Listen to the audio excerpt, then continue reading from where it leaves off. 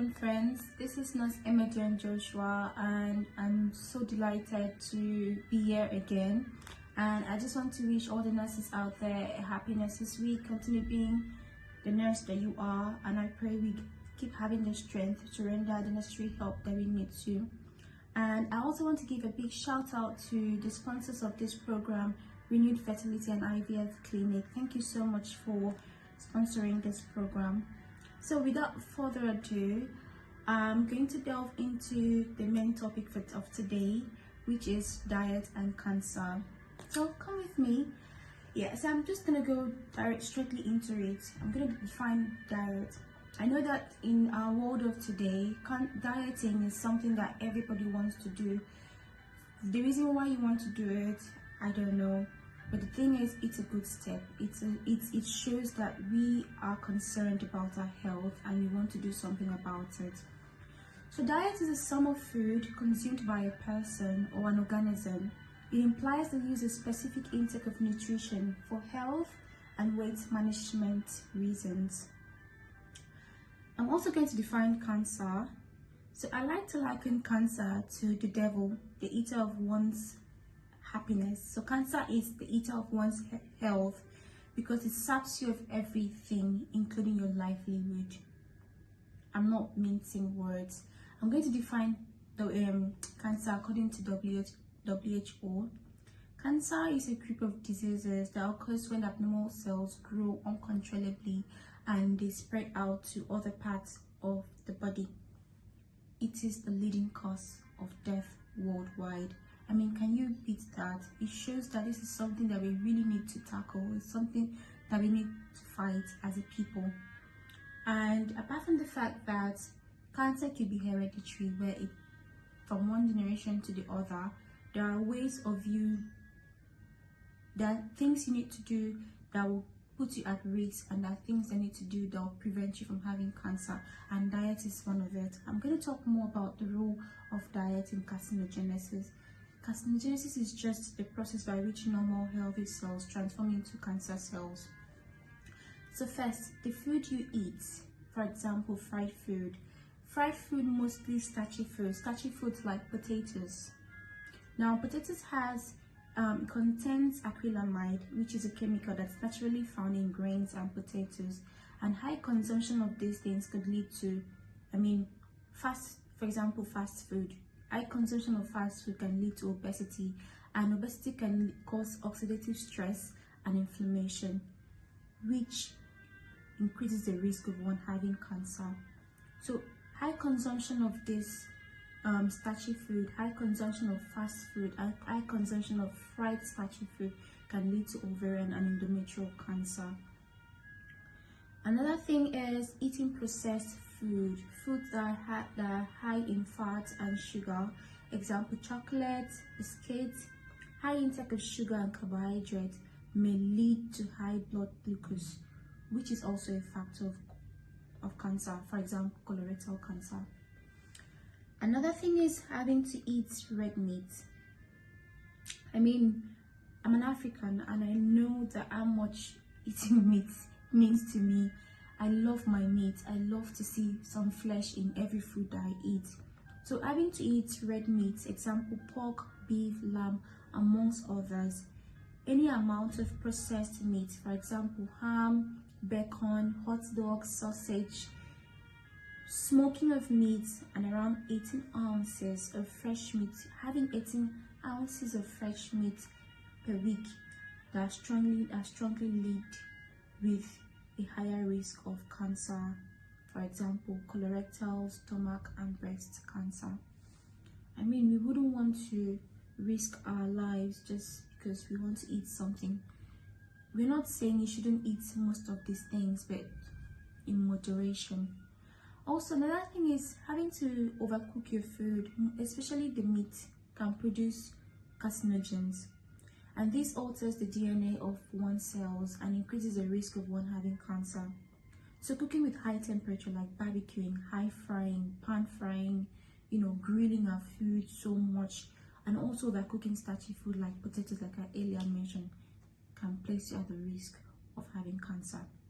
Also, High intake of dairy products like milk, cheese, yogurt increases an insulin-like growth factor, which places you at the risk of having prostate cancer, and this is specifically to the male, to the men who consume these things. You are at risk of having prostate cancer.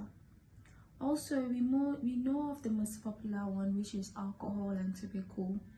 So when one consumes alcohol, the liver breaks it down into acetaldehyde, which is a carcinogenic compound. And just like other factors, it causes a DNA damage, and it also interferes with the immune function of the body, making it difficult for the body to target precancerous and cancerous cells. So in women, it makes you to end up, you might actually end up with having breast cancer or developing breast cancer. So we've talked about the role of diet and what the kind of food that could lead to you having cancer. I would also like to talk about cancer preventing foods and tips on how to stay healthy even with the current economic challenges that we're having. So the first thing you need to do is to incorporate fruit and vegetables. These are because they are rich in oxidants. If you can remember what I said the other time, starchy food and high consumption of fast food can lead to oxidative, having obesity, which can also cause oxidative stress. So now, for you to avoid that, you are advised that you eat much of fruit and vegetables because they are rich in oxidants and they help to protect the cells from oxidative stress and DNA damage. Also, you're also advised to eat more food rich in fiber, for example, beans. Having to eat beans, though I'm not a lover of beans, but I promise you that having to eat it once in a while, putting it in your meal, can reduce the risk of having colorectal cancer. Also, having to eat whole grains like whole grain bread, brown pasta or rice, this reduces the risk of bowel cancer. And I mean, it also helps to keep you full so that you don't have to consume so much, unlike you having to eat carbohydrate.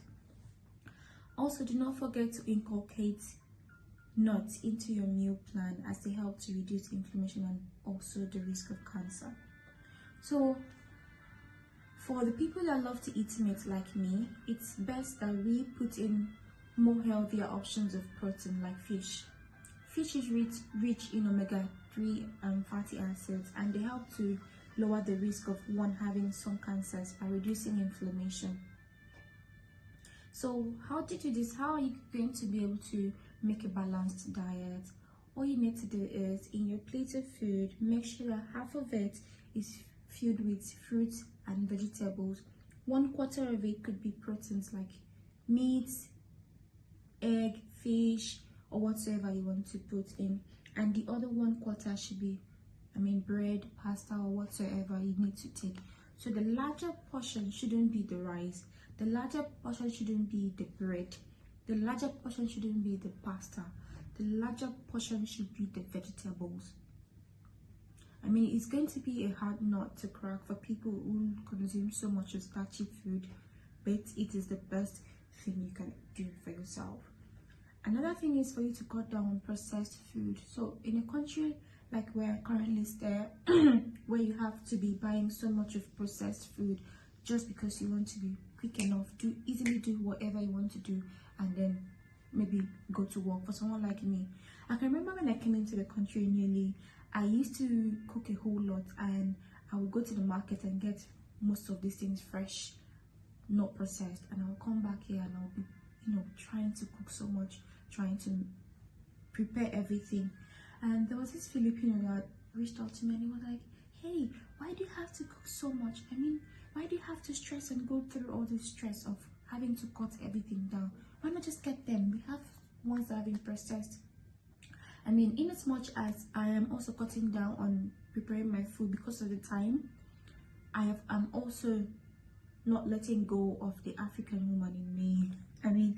I have to carefully prepare my foodstuff before I cook them. So if you're able to cut down on processed food, you're able to cut down on sugary drinks and high calorie foods, it's going to help you.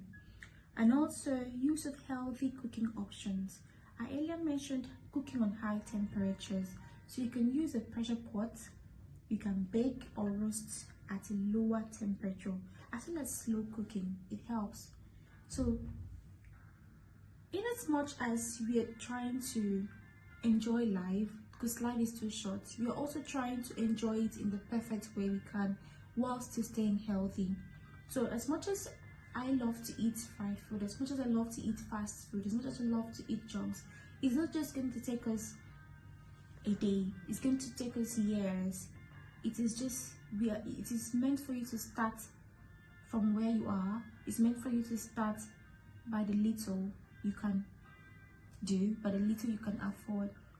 Healthy living is costly, but you can start by what you have. The vegetables you have in your fridge, the vegetables you have in your backyard, the vegetables that can be easily gotten from the market. Inculcate those things. Cut down on tobacco, cut down on alcohol, cut down on processed food, cut down on junks. They are tasty, but slowly leading you to a life of cancer. So to have a society free of cancer, it starts from a younger age. So this is a message to the parents out there who have kids. It's best that you start now to put in beans, to put in vegetables, to put in nuts in your kids' food, so that when they grow up, they already have an idea of what it means to stay healthy. I hope you were able to learn one or two things from this session, and if you have any questions or recommendations or suggestions, please do not forget to drop it in the chat box. The health circumference will definitely reach out to you. Thank you for having me and listening to me. And also, I'm going to end by saying thank you to Renewed Fertility and IVF Clinic. Thank you for sponsoring us, and thank you to Health Circumference for having me. And do not forget to click on the subscribe button. Thank you so much. Bye bye.